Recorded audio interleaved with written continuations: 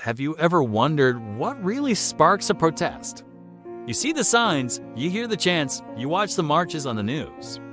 But behind every slogan, behind every person taking to the streets, there's a powerful, often invisible force at play: economics.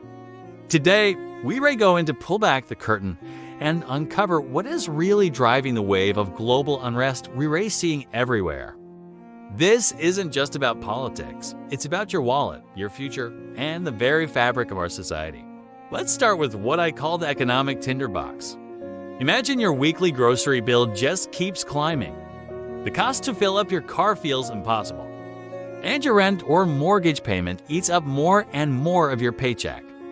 This isn't a hypothetical. For millions of families around the world, this is their daily reality. The rising cost of living, food, fuel, housing is crushing household budgets. But it gets more frustrating.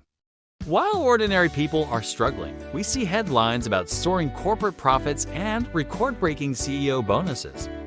This isn't just a gap between the rich and poor, it's a chasm.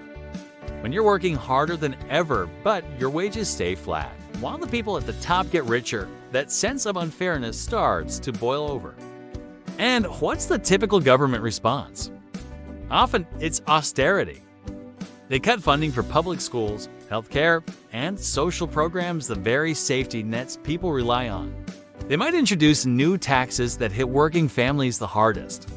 When basic necessities become luxuries and people feel their government has abandoned them in favor of the wealthy, frustration turns into anger.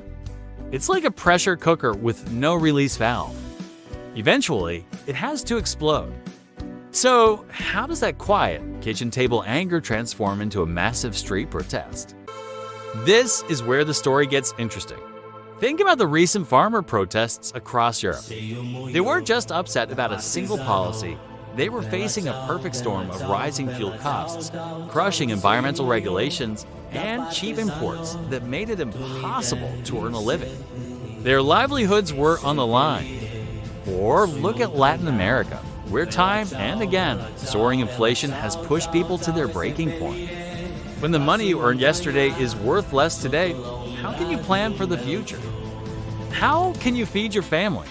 These aren't abstract economic theories, they are life and death struggles. And this is where social media becomes the great amplifier. It does more than just share cat videos and vacation photos. It spreads outrage. A single video of an empty shelf, a heartfelt post about a family's struggle, or a graph showing the widening wealth gap can go viral in hours. Social media turns private pain into a public cause. It allows people to see they aren't alone in their frustration. It provides the tools to organize, to coordinate, and to turn a shared sense of grievance into a synchronized, powerful movement. A single tweet can mobilize thousands. A Facebook group can become the headquarters for a national strike. The digital world has effectively erased the distance between individual despair and collective action. Now, let's talk about the ripple effect. Protests aren't just a political headache for governments. They have serious economic consequences that affect everyone. When farmers block highways or port workers go on strike, supply chains grind to a halt. Suddenly, the goods you ordered online are delayed indefinitely, and the shelves at your local supermarket start to look bare. Businesses, big and small, lose millions in revenue every single day a protest continues. This instability makes investors nervous. Money is a coward, it flees from uncertainty. International investors might pull their capital out of a country, leading to a stock market crash or a currency devaluation. This is called capital flight, and it can cripple a nation's economy, making a bad situation even worse. And here's the vicious cycle. How do governments often respond to this unrest? They divert money away from social programs, the very things that could address the root causes of the anger, and pour it into security and policing. They buy more riot gear, more surveillance technology, and hire more officers. So, the budget that could have been used for affordable housing or job training is now being used to manage the protests that were caused by the lack of those things in the first place. The protests don't just disrupt traffic, they disrupt entire economies and reroute a nation's priorities, often away from progress and towards control. Beyond the economic data and market charts, there's a profound human cost to all this. Perhaps the most significant casualty is trust.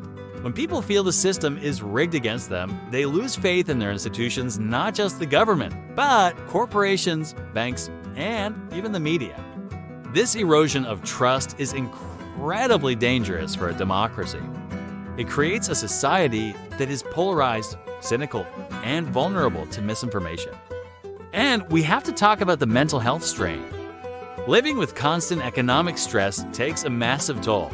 The anxiety of not knowing if you can pay your bills, the despair of seeing no path to a better future, the hopelessness that comes from feeling powerless, these are not small things. They lead to measurable increases in stress-related illnesses, depression, and a general decline in public well-being. Behind every protest sign is a personal story of sleepless nights and quiet desperation. Think about the long-term impact on young people, too. Growing up in an era of constant instability shapes your entire outlook on life. If your formative years are defined by economic turmoil, political polarization, and a sense that the future is bleak, you inherit not just national debt, but a deep-seated distrust in the world. This can affect everything from their career choices to their willingness to start families, creating a generational scar that will last for decades. So, where do we go from here? What are the pathways forward? Shouting matches and street battles won't solve the underlying problems. The solutions have to be as deep and systemic as the issues themselves. Some economists and thinkers are proposing bold ideas. Things like a universal basic income, or UBI, to provide a fundamental floor that no one can fall below. Or more progressive taxation, where the wealthiest contribute a significantly fairer share to fund the public services we all rely on. We need to strengthen social safety nets, not dismantle them, ensuring access to quality healthcare, education, and unemployment support for everyone.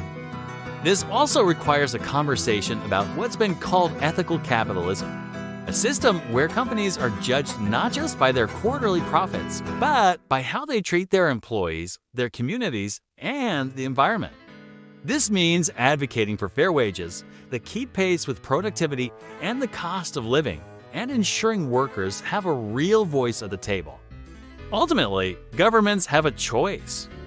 They can listen, they can engage in genuine dialogue, and they can have the courage to enact real, meaningful reforms. Or they can ignore the warning signs and try to suppress the symptoms. But as history has shown us time and again, if they choose the latter, they will face continued and escalating instability. The solution isn't more tear gas or stricter laws. It's more justice, more fairness, and more opportunity.